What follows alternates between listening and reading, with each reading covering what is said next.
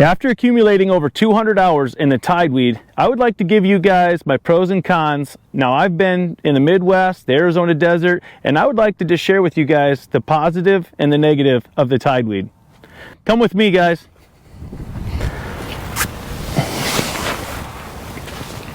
The rest of this review was done in season in the Arizona desert.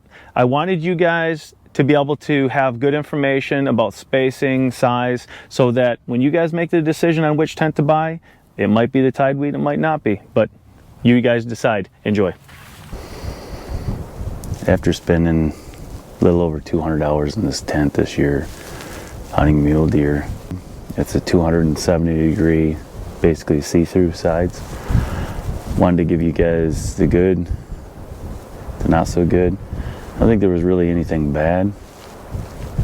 I think in open areas, the 270 degrees can be a little light. The deer were seeing me in here, so we're hanging coats and stuff to darken our silhouettes and keep as much of the windows closed as possible.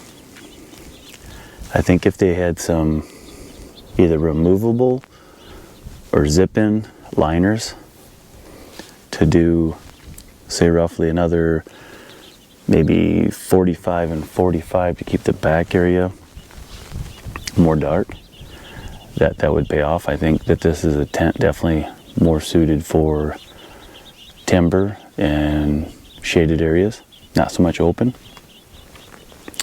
I think that the windows are more suited for rifle versus archery.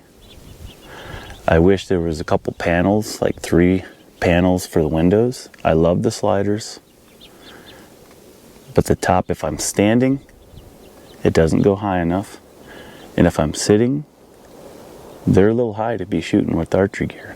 Perfect for setting your rifle up there. So this, I would say, is more suited for rifle blind versus archery. It is really light. It's easy to break down and set back up. I do like that.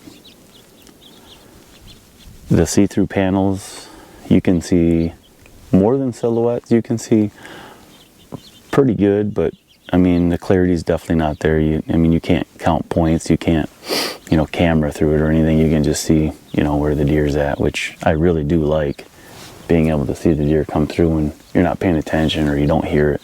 You see it. That's been really nice. I wish instead of 2-piece, I wish there was 3 pieces, like center, a top, center, and bottom. I wish the top wasn't sewed in. I wish that was droppable, because on the top side too, I can't pull that down. So if I'm standing, the window's too short, it won't lift up far enough. So that needs to come down. These bypass windows that come together, they're short on the material. They should overlap them further, because then there's a gap in the center. So TideWe needs to make those little panels a little bit longer so they bypass a little bit further. The zipper, I want to say about the 4th or 5th time, broke. So the zipper, they could do better with a better quality zipper for sure. The color, I think they nailed the camo. I'll do an outside view of the tent itself. The camo's excellent. I think it looks really good. I wish there was more fold under bottoms, more material on the bottom, so you could either stack sand or leaves or something to kind of keep the air from flowing underneath. So there's a few things I definitely would change. Another thing with this back window, when the wind starts picking up, it makes a lot of noise. They need to either put a strap or an attachment in the middle, or a couple small Velcros, because you can't have that. So that's another thing they can improve. But overall, if I was going to score this 10 out of 10, I'm thinking 7.5 out of 10 probably would be my would be what I would think it'd rate well at it. So I think overall TideWe did a pretty good job.